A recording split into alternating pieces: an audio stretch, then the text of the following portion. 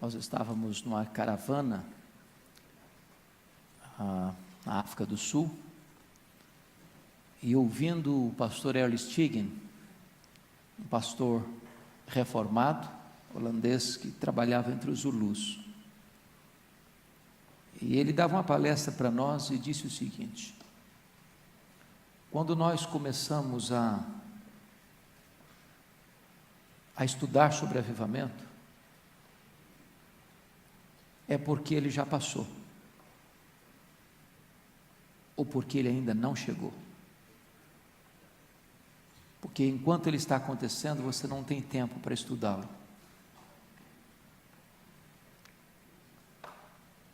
Nós já temos ouvido tantas coisas, temos lido relatos comoventes do que Deus já fez no passado. A história nos toma pela mão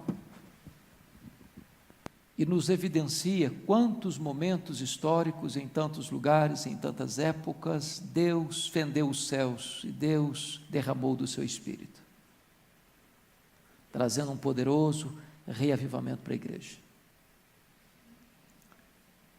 É bom ouvir sobre o que Deus já fez.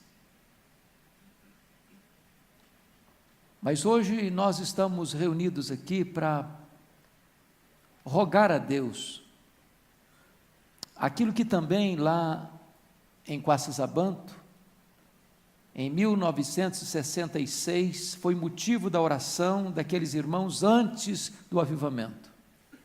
Senhor, Tu fizeste, faz de novo, faz de novo.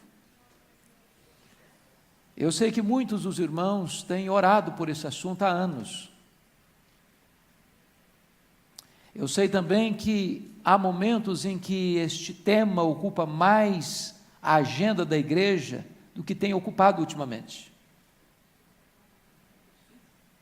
Não temos nós tido a mesma perseverança daqueles 120 que ouviram de Jesus: permanecei na cidade, até que do alto sejais revestidos de poder.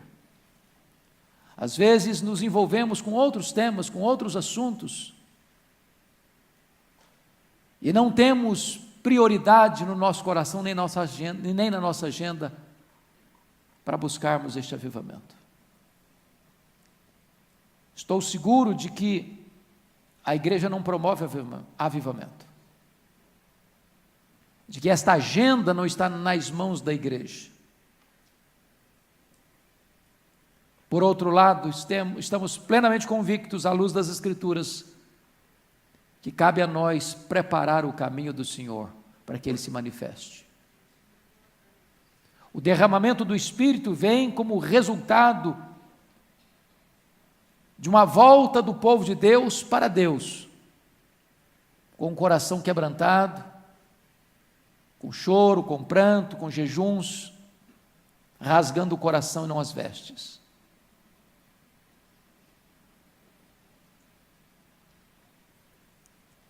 Quem sabe Deus, nesta tarde e nesta conferência, inclina o nosso coração para Ele. Que a nossa devoção não seja como aquela denunciada pelo profeta Oséias: ó Israel, o teu amor por mim cedo passa. Então, com este coração cheio de expectativa, é que eu convido você para abrir sua Bíblia comigo, no livro do profeta Isaías, porque ele trata desta promessa gloriosa. E como Deus é o Deus que cumpre promessas e vela pela sua palavra em a cumprir, eu convido você para lermos esse texto, Isaías 44, 3-5.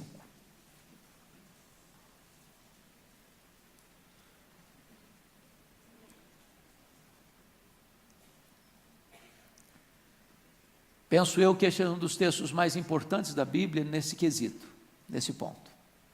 E o profeta da parte de Deus diz: porque derramarei água sobre o sedento, torrente sobre a terra seca.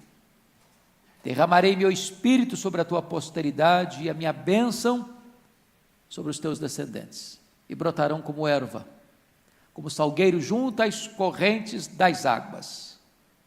Um dirá: eu sou do Senhor. O outro se chamará do nome de Jacó.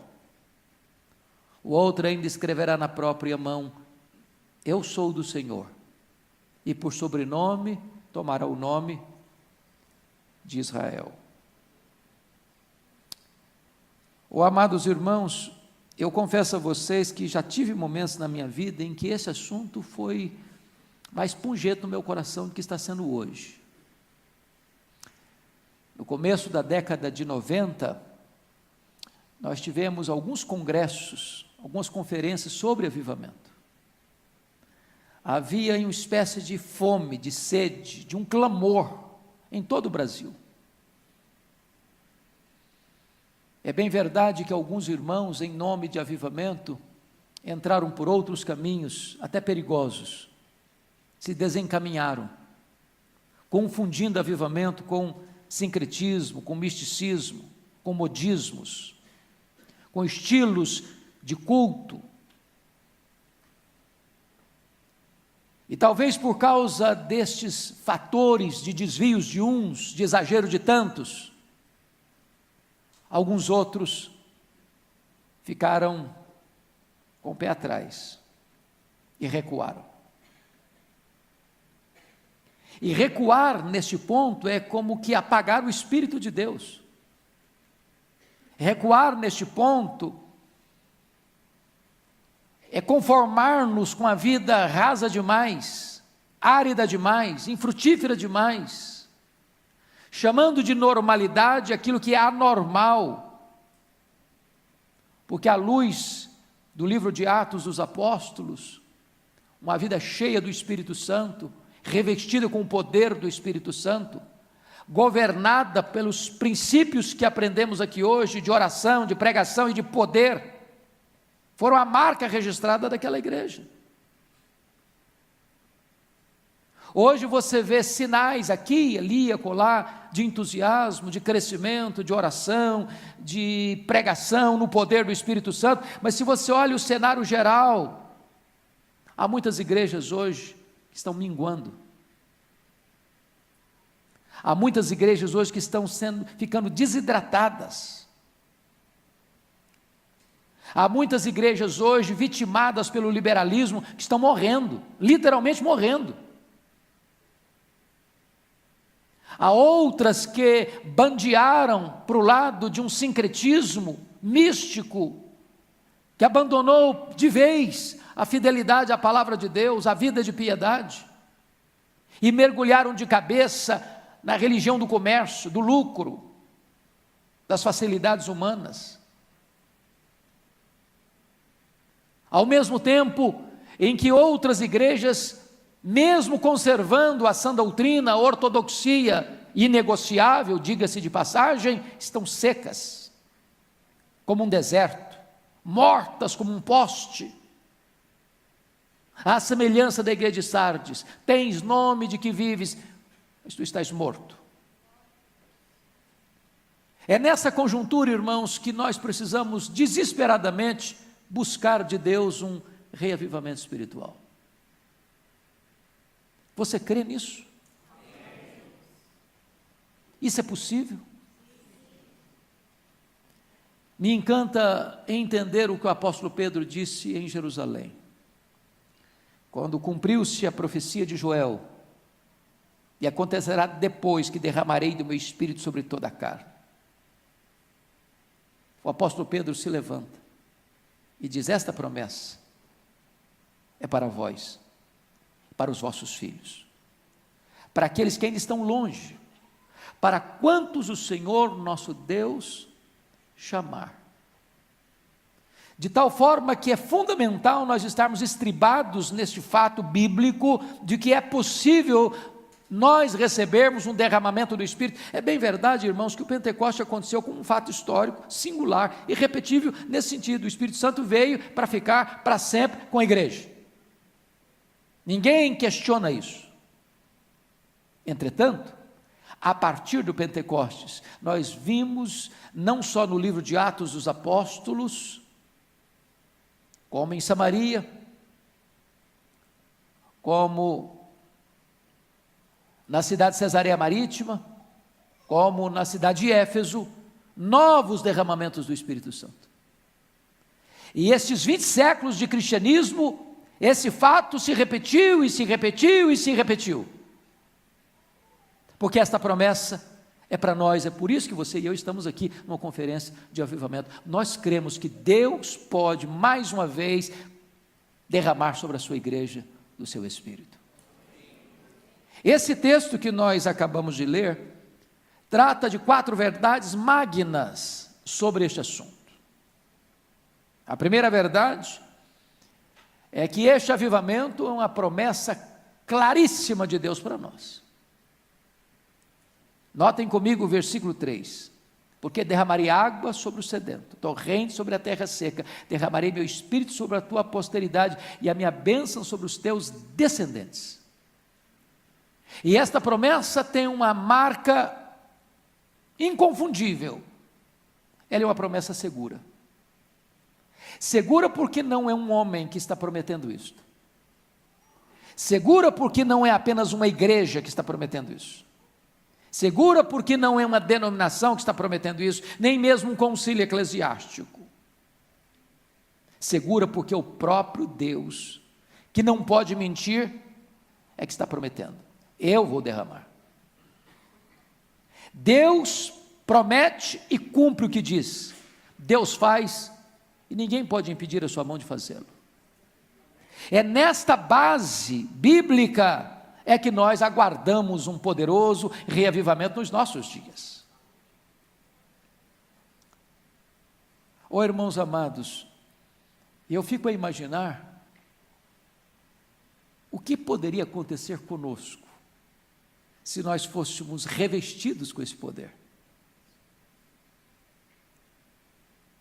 Porque quando você lê, sobretudo e mormente o livro de Atos, você vai perceber que ninguém pode deter os passos de uma igreja cheia do Espírito Santo. Ninguém.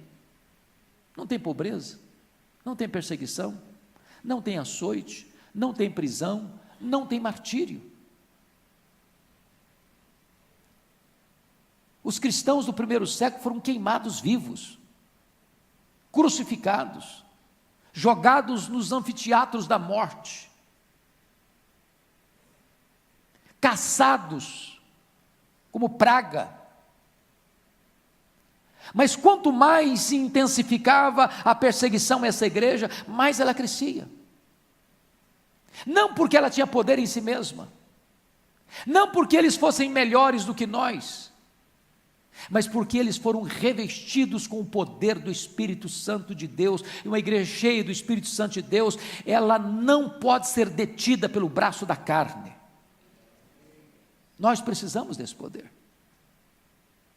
E Deus prometeu, e Ele é fiel para cumprir. Mas quando você olha essa promessa, não há aqui uma promessa apenas segura para nós. O verso 3 descreve que essa promessa tem outra marca. Ela é abundante, porque o texto está dizendo que Deus vai derramar, e não vai derramar porções, Ele vai derramar torrentes. É algo grande.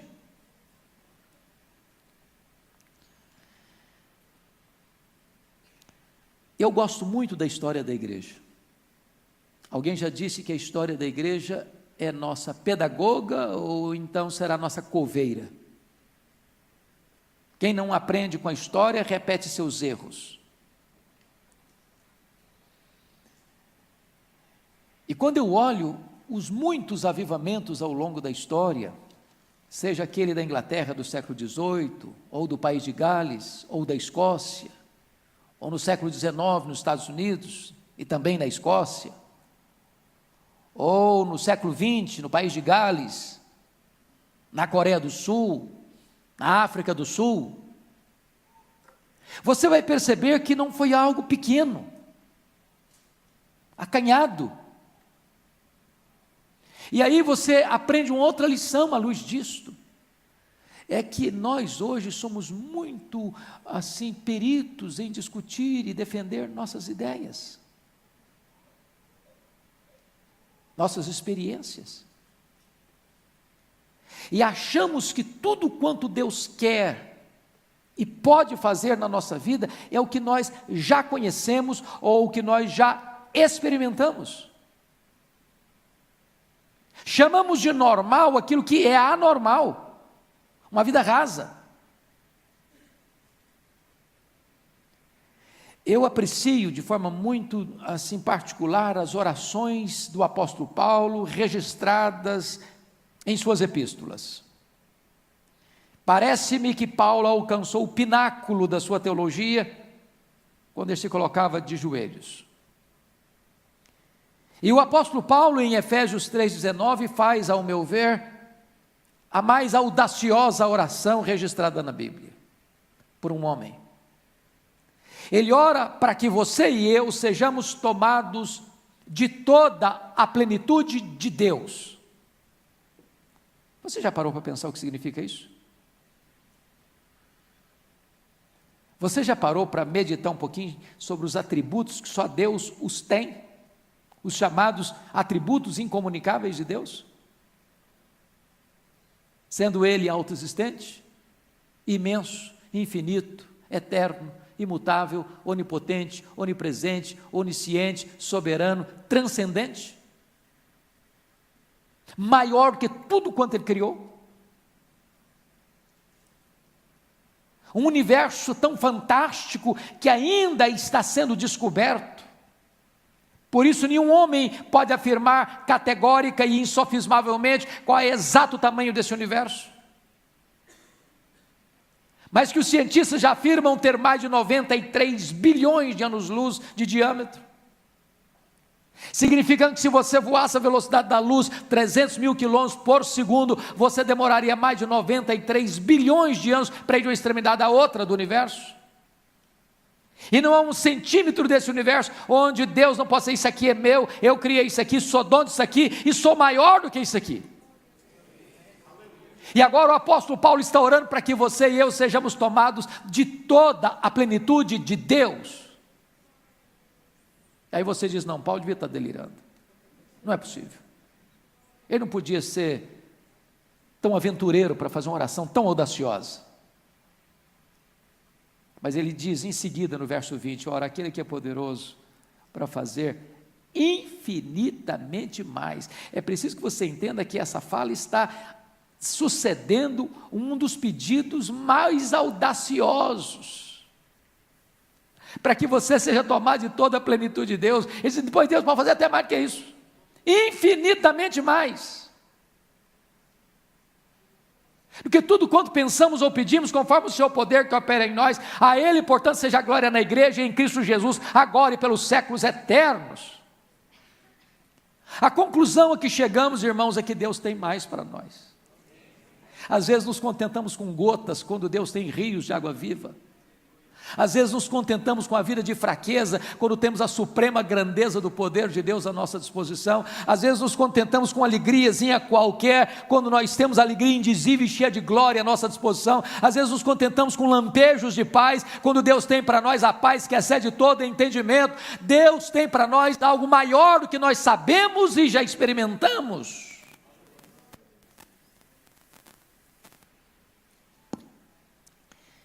É isso que eu anseio.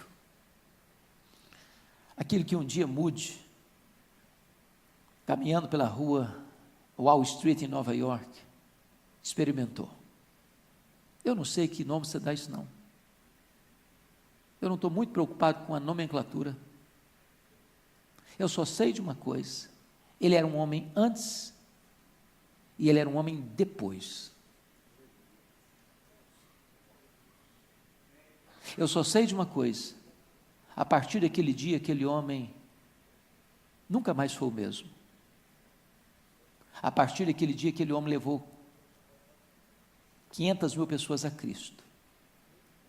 A partir daquele dia, aquele homem pregava e os corações se derretiam. Deus é o mesmo, e Ele pode fazer o mesmo.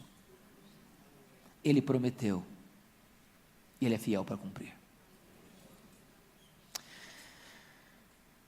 Mas notem comigo, irmãos, que Esse texto não só nos diz que este avivamento é uma promessa de Deus, mas ele está provando para nós, à luz desse texto, que o avivamento é uma necessidade nossa. Penso eu que ele deixa isso claro à luz do versículo 3.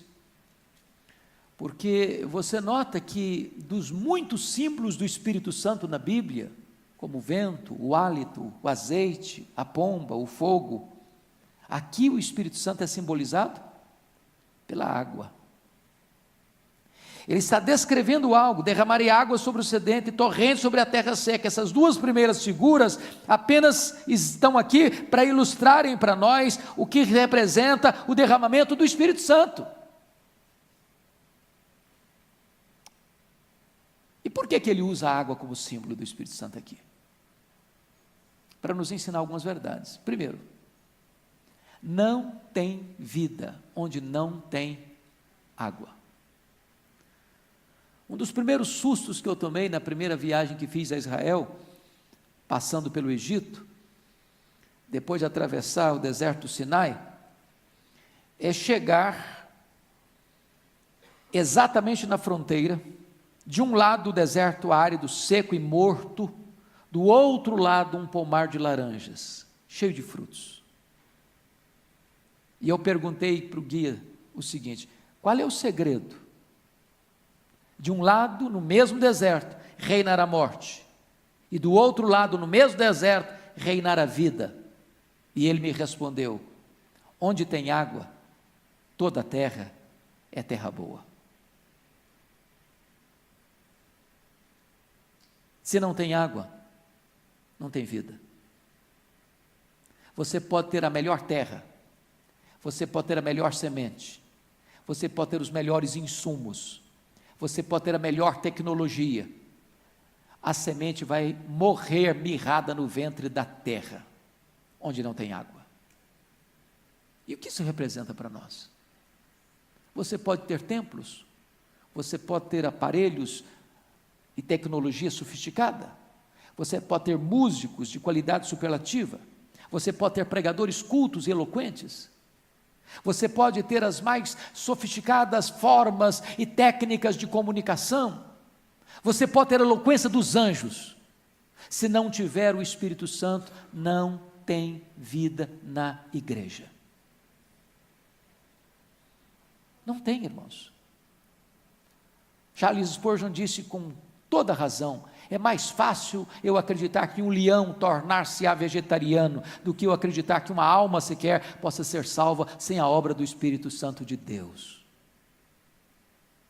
E quantas vezes, meus irmãos, nós confiamos mais em nós, no nosso conhecimento, na nossa técnica, nos nossos métodos, na nossa eloquência. Preparamo-nos e preparamo-nos e preparamo-nos, e eu não estou dizendo que nos preparamos demais, às vezes nem nos preparamos o suficiente para sermos obreiros aprovados, mas confiamos no nosso preparo e não no poder do Espírito Santo, e não é por força, não é por poder, é pelo meu Espírito, diz o Senhor dos Exércitos. É o Espírito Santo quem convence o pecado, é o Espírito Santo quem tira o tampão dos ouvidos, é o Espírito Santo quem tira a venda dos olhos, é o Espírito Santo quem traz arrependimento para a vida, é o Espírito Santo quem gera vida nova no nosso coração. Nós dependemos do Espírito Santo de Deus.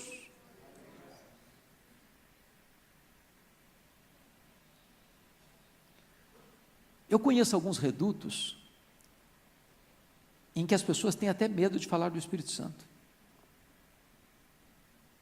Eu conheço alguns lugares onde as pessoas têm medo de emoção. Nós deveríamos ter muito medo, irmãos, do emocionalismo, do histerismo. Mas eu concordo com o Dr. Mark Lloyd Jones que se você examinar o que significou o Calvário, a grandeza do amor de Deus que não poupou o seu próprio Filho, antes por todos nós o entregou. Se você compreender que Jesus Cristo não levou em conta a ignomínia da cruz, mas pela alegria que lhe estava proposta, suportou a vergonha do Calvário, por amor de você, para morrer pelos seus pecados, para perdoar os seus pecados, para dar a você a vida eterna, e isso não emocionar você, você não entendeu a cruz. Falta às vezes choro, sim. Não o choro histérico, não o choro carnal, não o choro cênico, não o choro teatro, mas o choro do quebrantamento do poder do Espírito Santo de Deus na nossa vida.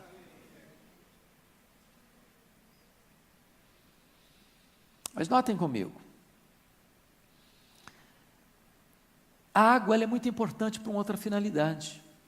A água é importante para purificar. E aqui entra uma pauta que é muito relevante para se conversar quando se trata de avivamento. Por que, segundo o Dr. Leonardo Ravenhill, tarda o pleno avivamento? Por que essas chuvas não caíram ainda? Por que essas torrentes não desceram ainda? Por que nós estamos olhando pelas lentes do retrovisor para recordar os avivamentos que já aconteceram na história, mas nós ainda não estamos experimentando hoje? Será que a mão de Deus está encolhida? Será que os ouvidos de Deus estão fechados? Será que a igreja não precisa? Será que os céus estão de bronze? O que é que está retendo as chuvas? E a resposta única para estas questões é: entre as torrentes de Deus e a terra seca, existe um obstáculo no caminho retendo essas chuvas. Pois a Bíblia diz que é o Espírito Santo quem convence do pecado, da justiça e do juízo. Amado, se não está existindo no nosso meio, no nosso coração, quebrantamento, é porque está nos faltando o poder do Espírito Santo. Não é porque não temos pecado. Leia a história dos avivamentos. As pessoas que mais choraram pelos seus pecados não foram aquelas que pecaram de maneira mais vil, foram aquelas que mais perto de Deus estavam. Nós estamos aqui numa penumbra. Se eu olhar para a minha mão, eu penso que ela está limpa. Mas se eu incidir luz aqui, muita luz, eu vou perceber que eu vou ficar chocado com a minha mão. Se nós nos afastarmos de Deus, nós estaremos muito contentes com nós mesmos, aplaudindo a nós mesmos, confortáveis e confortados com nós mesmos. Mas na medida em que nós nos aproximarmos daquele que é santo, santo, santo, nós vamos começar a gemer e clamar: ai de mim, Senhor. Na medida em que nós estivermos mais perto de Deus, nós vamos perceber a feiura do nosso pecado, vamos sentir horror por ele e clamar por misericórdia.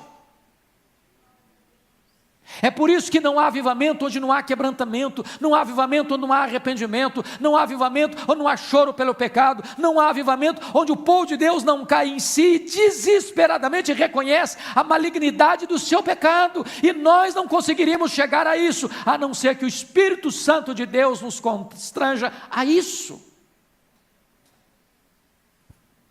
Olha para a igreja. Você vai ver a igreja se secularizando a cada dia mais. As pessoas vêm para a igreja, mas a vida não muda. O casamento não muda. O trato com os filhos não muda. O trabalho lá na empresa não muda. O bate-papo de corredor não muda. O lazer não muda. O que os olhos veem, o que os ouvidos ouvem, não mudam.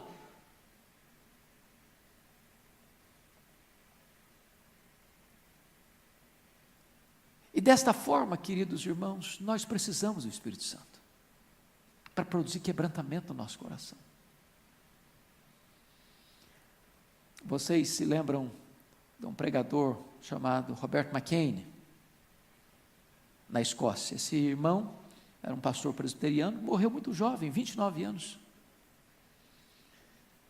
E ele tinha uma intimidade com Deus tal que os historiadores dizem que quando ele se levantava no púlpito para pregar, antes de ler o texto, o povo começava a chorar, só de olhar para ele.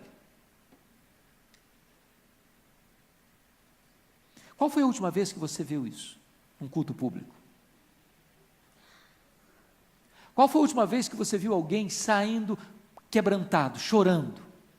Não de raiva do irmão, ou do pregador, mas quebrantado. Nós precisamos do Espírito Santo, queridos. Se o meu povo, que se chama pelo meu nome, se humilhar e orar, me buscar, se converter dos seus maus caminhos, então ouvirei dos céus, perdoarei seus pecados e sararei a sua terra. Essa é a promessa de Deus. Nós precisamos do Espírito Santo. Mas notem comigo, que esse texto nos leva adiante e nos mostra uma terceira verdade. O avivamento, além de promessa de Deus e necessidade da igreja, ele precisa ser buscado pela igreja. Eu louvo a Deus por esse encontro aqui. Porque se você, ao saber desse tema, se inscreveu para vir, significa que você está querendo. E eu tenho plena certeza que nenhum de vocês se inscreveu aqui apenas para saber alguma coisa. Eu acho que todos vocês já têm um bom conhecimento. Talvez vocês nem estejam escutando nenhuma novidade aqui.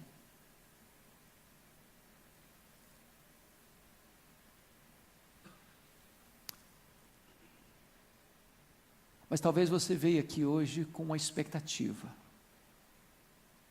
Meu Deus, eu não quero apenas ouvir falar. Eu não quero apenas me informar. Eu preciso desse toque. Eu preciso de um start da obra do Espírito Santo nessa direção na minha vida.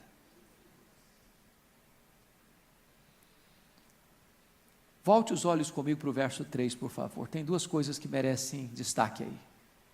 Porque derramarei água sobre o sedento, torrente sobre a terra seca, derramarei meu espírito sobre a tua posteridade, e a minha bênção sobre os teus descendentes. Há duas palavras aí dignas de destaque. Primeira, terra seca. Segunda é sedentos. Você já viu uma terra seca? Tem alguém do Nordeste aqui? Levanta a mão. Sem nenhum preconceito ao Nordeste, viu? Mas vocês sabem que no sertão, em determinados períodos do ano, a terra fica rachada. Eu tenho a bênção de pregar lá em Campina Grande, na Consciência Cristã, já há 14 anos. E algumas vezes, pastor Ival, meu coração aperta, porque eu sou da roça, fui criado no campo, e as coisas do campo mexem muito comigo. Às vezes a terra está rachada, nua, o gado morrendo de fome e de sede. O texto está dizendo assim: nós devíamos esperar e desejar avivamento na mesma medida e na mesma proporção que uma terra rachada e seca deseja chuva. É com essa urgência é que nós devíamos buscar avivamento. Mas ele parte para uma segunda figura: derramarei água sobre o sedento. Certamente você já deve ter sentido sede num lugar que não tinha água. É desesperador. A sede é muito diferente da fome. Quando você está com fome, seu estômago toca o alarme e dói. É por isso que jejuar é uma bênção, sabia? Porque se você não lembra de Deus o dia inteiro, fala, hoje eu vou fazer um jejum, aí o estômago começa a tocar o alarme, fala, é hora de pensar em Deus, é hora de buscar Deus. Se você não se alimenta na hora, a dor vai embora, e você jejua 1 dia, 2 dias, 3 dias, 1 semana, até mais que isso. Só que não é assim com a sede. Se você está com sede, ela vai apertando, vai apertando, vai apertando, vai apertando, vai apertando, vai esmagando, vai torturando, vai estiolando, mata você. O texto está dizendo, nós devíamos buscar avivamento da mesma maneira e com a mesma intensidade, com a mesma pressa, com a mesma urgência que um sedento anseia por água. A grande pergunta é: temos nós experimentado isso? Vivido isso? Visto isso?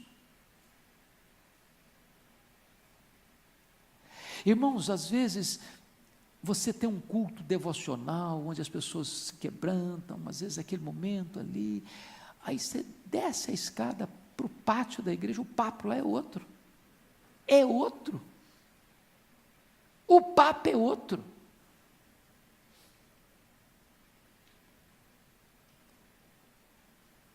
Nós estamos saciados demais com nós mesmos, contentes demais com nós mesmos, abastecidos de nós mesmos, estamos elogiando a nós mesmos, aplaudindo a nós mesmos, fazendo um grande coro para cantar quão grande és tu diante do espelho.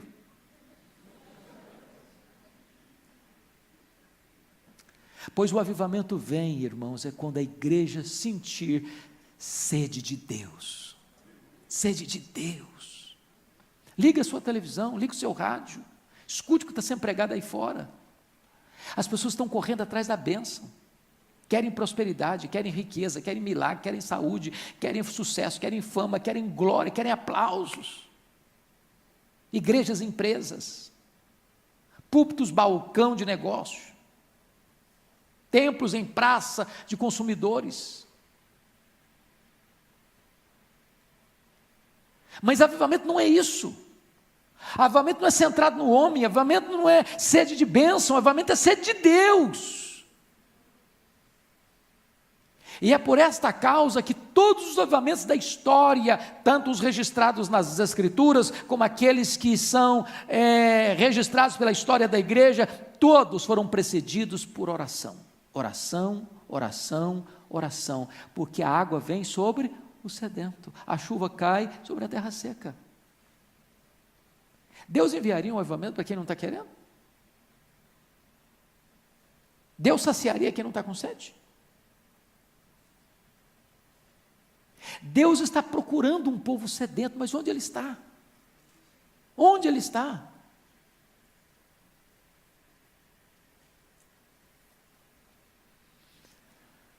Para mim, um dos avivamentos mais importantes da história aconteceu em 1904, no país de Gales. Preste atenção nisso. Leia a história dos avivamentos, você verá isso. Os avivamentos foram precedidos por tempos de crise. Crise. Quando é que um avivamento começa? É quando a crise está tão grande, tão grande, tão grande, que as pessoas dizem, não tem saída. E aí alguém começa a sentir um peso, uma angústia. E alguém começa a clamar a Deus por uma intervenção. E aí, de repente, alguém começa a ter sede de Deus. Eu fui pregar essa semana, sexta-feira, em Macaé. E Macaé é a capital nacional do petróleo. Tem uma placa lá na entrada da cidade, capital nacional do petróleo. E com esta crise que a Petrobras viveu, muita gente desempregada, muita gente teve que sair da cidade. E eu fiquei muito feliz que quando terminou a mensagem, o pastor da igreja se levantou e disse, meu Deus, que essa cidade seja impactada, não por mais uma plataforma da Petrobras, não por mais uma sonda para aprofundar as profundezas desse mar buscando petróleo, mas que essa cidade seja conhecida pela manifestação do teu poder, sede de Deus.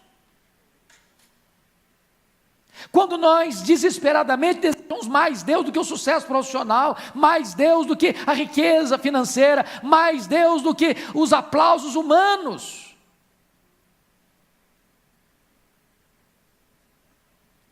Então, naquele avivamento de 1904, onde o país estava mergulhado na jogatina, na bebedeira, na prostituição, Deus começa um grande avivamento, irmãos, com uma semente de mostarda, uma coisa mínima, diminuta, quando um adolescente entra no gabinete do seu pastor, homem de cabelos brancos, e o vê com o rosto no chão. E aquele pastor chorava, soluçava e clamava a Deus da seguinte maneira: oh meu Deus, dobra a minha vida, oh meu Deus, dobra a minha vida. O menino ficou muito impactado com aquilo. E disse: meu Deus, se o meu pastor precisa ser dobrado, eu tenho que ser moído. Ele estudava numa cidade vizinha, e no domingo ele foi à igreja. Porque tem muito jovem que sai da casa dos pais para estudar, e dá um ninja, e não vai para a igreja. Mas ele foi. E enquanto o pregador desenvolvia a mensagem, o coração dele ardia. E ao término da mensagem foi procurar o pastor. Disse: pastor, eu estou com o coração aquecido, muita vontade de voltar para a minha cidade e começar uma reunião de oração amanhã, segunda-feira. Mas eu sou jovem, eu sou inexperiente, eu nem sei se é Deus que está falando comigo, se isso é a indução do diabo para me enganar. O pastor muito sabiamente disse: filho, é para orar? É, pastor, é para orar. Então pode ir, porque Deus está mandando. O diabo manda ninguém orar, não. Pode ir, que Deus está falando com você. E ele foi. Reuniu a moçada da igreja na segunda-feira, 7h da noite. A reunião terminou 10h30 da noite. Meus irmãos, quando Deus se manifesta, você não tem pressa para olhar o relógio. Quando o homem está só o homem no controle, não tem espaço para Deus. Na terça-feira a igreja estava cheia. Na quarta-feira uma multidão. Para encurtar a conversa, no sábado o comércio da cidade fechou, porque ninguém queria outra coisa a não ser buscar Deus. Os estádios de futebol ficaram vazios e as igrejas cheias. E em 6 meses, mais de 100.000 pessoas convertidas. Sabem por quê? Porque um adolescente demonstrou sede de Deus. Deus está olhando o céu e procurando um homem, uma mulher, cujo coração seja totalmente dele, e com aquele graveto seco, Deus pode incendiar uma cidade. Sede de Deus.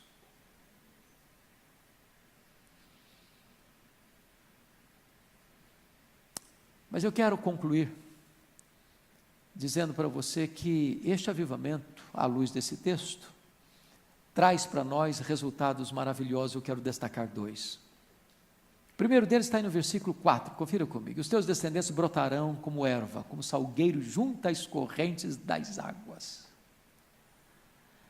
Um sinal evidente, um resultado claro dos avivamentos, irmãos, foi o crescimento exponencial da igreja. Exponencial. E eu vou fazer uma pergunta para você. Você acha que o crescimento numérico da igreja hoje, pensa na sua congregação, é isso mesmo? Você acha que está certo? Está feliz, está contente? Ou você quer mais? Porque há alguns irmãos bem espirituais que dizem: não, a minha igreja, pastor, é diferente. Todas essas igrejinhas por aí que foi crescendo de qualquer jeito, não. Na minha igreja é crescimento com qualidade. Nós não recebemos ninguém, não, mas também não perdemos ninguém.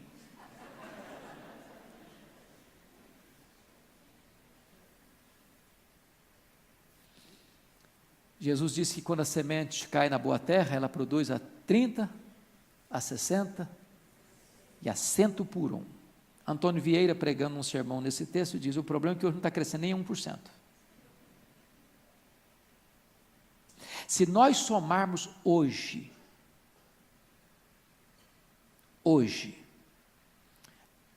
no Brasil, não dá uma conversão por sermão. Não dá. Não dá. Qual o problema? E você começa a perceber, irmãos, que o que está faltando para nós é o poder do Espírito Santo. Não é que os sermões não são bem elaborados, não. Nós temos gente cabeçuda, que prega alguma coisa que você fica assim, sentindo um pigmeu, uma formiguinha perto da pessoa.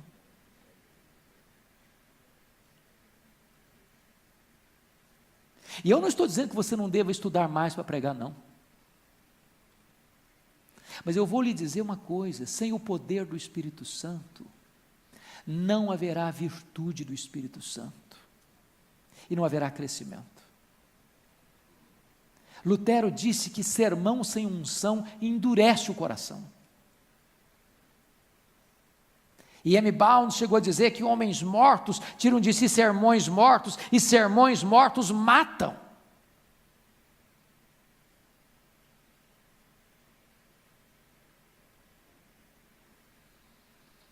E aí a igreja entra ano, sai ano, entra ano, sai ano, e entra 10, sai 8, entra 10, sai 12, e a igreja fica nessa gangorra. E o pior, vamos achando tudo isso normal. É assim mesmo, nós vamos ser um pequeno rebanho mesmo. As pessoas são duras mesmo. Aliás, para os chamados calvinistas, essa cidade não tem eleito de Deus, então está explicado. Encontramos uma razão ótima, não tem eleito aqui.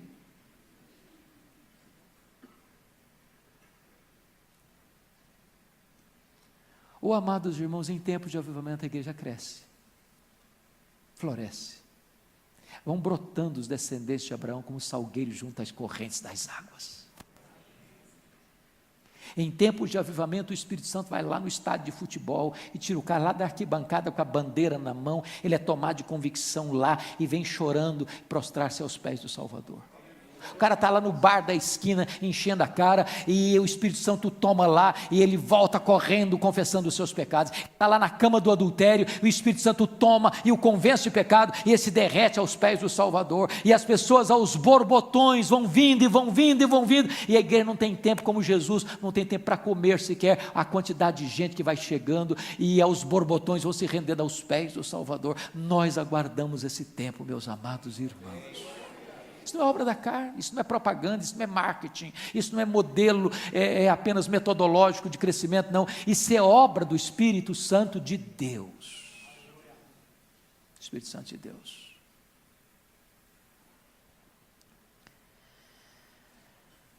Mas há um segundo aspecto aqui que eu quero chamar a sua atenção. Primeiro é que a igreja cresce. E como eu aguardo isso.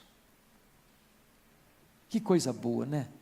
Eu não sei quanto a vocês, mas eu acho que não tem vitamina B12 melhor na veia de um pastor que ver gente se convertendo ao Senhor e se chegando a Cristo, e ver pessoas sendo transformadas e famílias sendo restauradas. Isso enche o peito de doçura, de oxigênio, de ânimo, de coragem. Mas nós não podemos trazer as pessoas, só Deus pode fazer isso, só Deus. Por isso nós precisamos do Espírito Santo. Mas o segundo resultado, meus amados irmãos, está aí no versículo 5, confira aí. Um dirá: eu sou do Senhor. O outro se chamará do nome de Jacó. O outro ainda escreverá na própria mão: eu sou do Senhor, e por sobrenome tomará o nome de Israel. Segundo resultado de um avivamento, amados irmãos, é que os crentes todos se levantam para dar testemunho do Senhor Jesus Cristo. Para dizer: eu tenho um compromisso com Ele, eu sou do Senhor. Agora pense comigo nas nossas congregações, se crianças, adolescentes, jovens, adultos, casados, solteiros, divorciados, pastores, missionários, seminaristas, líderes, liderados, todos se levantassem para dizer: eu sou do Senhor, eu sou do Senhor, eu sou do Senhor, eu sou do Senhor, eu sou do Senhor. E essa mensagem saísse com a velocidade de um rastilho de pólvora, entrando pelas ruas, pelos becos, pelas avenidas, pelas praças, pelas instituições públicas, pelas faculdades, pelos hospitais, por todo canto e por todo lado. O impacto que isso produziria. Oh, amados, só o Espírito Santo pode produzir isso, ousadia para testemunhar. Nós aprendemos hoje com o pastor Yu, que é com oração e com palavra e com poder. Não há subterfúgio, não há atalho. Não tem como pular essa fase. Não tem como.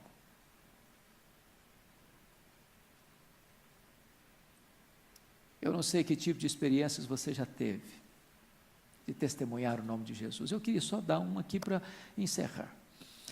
Uma experiência que Deus me deu num acampamento. Eu fui com o pastor Seri Tavares, ele me convidou, ele era pastor em Aracruz, no Espírito Santo, e me convidou para ir dar uma palestra num acampamento de adolescentes, numa cidade próxima, a 130 quilômetros. E nós, ao chegarmos no acampamento, deparamos-nos com um quadro muito desconfortante. O presbítero que estava liderando aqueles jovens, tomando conta deles, não suportando mais a indisciplina de alguns adolescentes, mandou-os embora do acampamento. E nós chegamos no momento em que o embate estava acontecendo.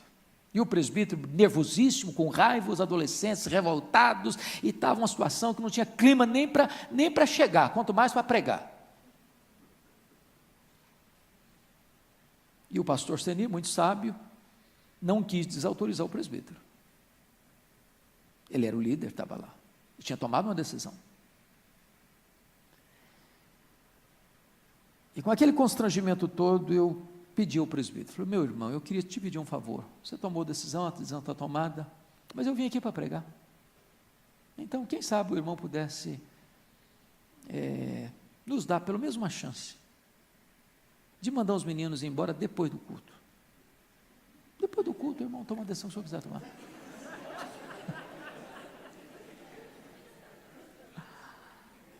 Ele concordou.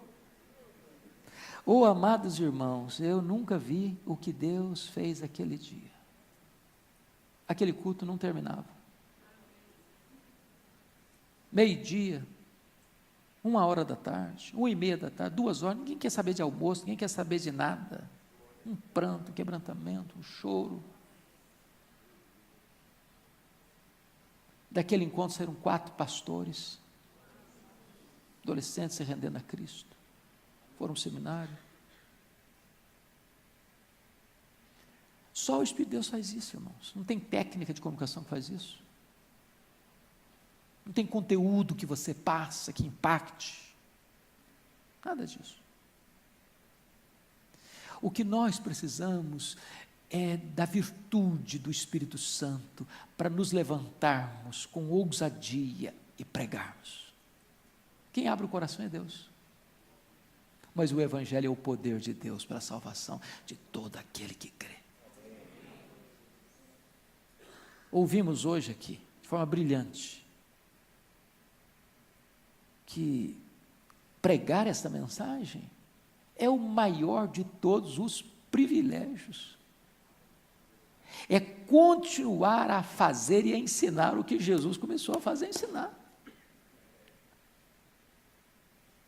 E nós precisamos desse fogo do Espírito de Deus, desse revestimento do poder de Deus, para nos levantarmos, como igreja, todos, testemunhando. Quantos filhos nossos nas universidades? Grandes avivamentos nasceram nas universidades.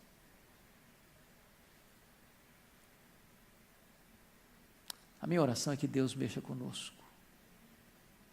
Que você não tenha vindo para esta conferência em vão. Que Deus ateie fogo no seu coração. Porque se você for um graveto seco a pegar fogo, até lenha verde vai começar a arder. Eu quero orar com vocês. Se você anseia por isso, irmão, de todo o seu coração, e se você quer se colocar na brecha para orar a Deus por um despertamento da sua vida, da sua casa, da sua igreja, sua congregação, eu queria que nós tivéssemos um tempo aqui no altar para orarmos juntos. Se você tiver liberdade de descer até aqui para nós orarmos, vem aqui, vamos orar juntos. Em nome de Jesus.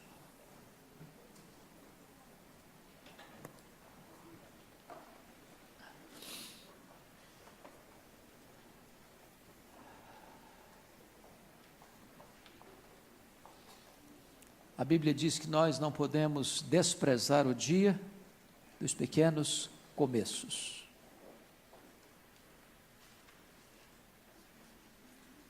Se Deus se agradar de nós, irmãos, se Deus se agradar de nós, coisas grandes podem acontecer.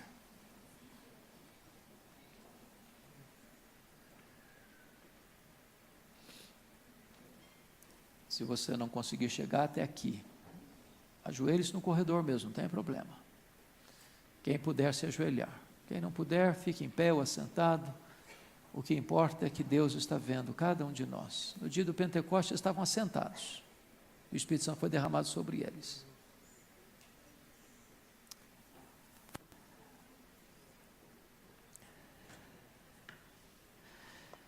Bendito Deus, aqui está o teu povo, como aqueles 120 que estavam lá no cenáculo. A ordem que Jesus deu a eles foi que eles permanecessem na cidade até que do alto fossem revestidos de poder. E nós estamos aqui, Deus, reconhecidos de que nós precisamos também deste poder, do mesmo poder, o poder do teu Espírito.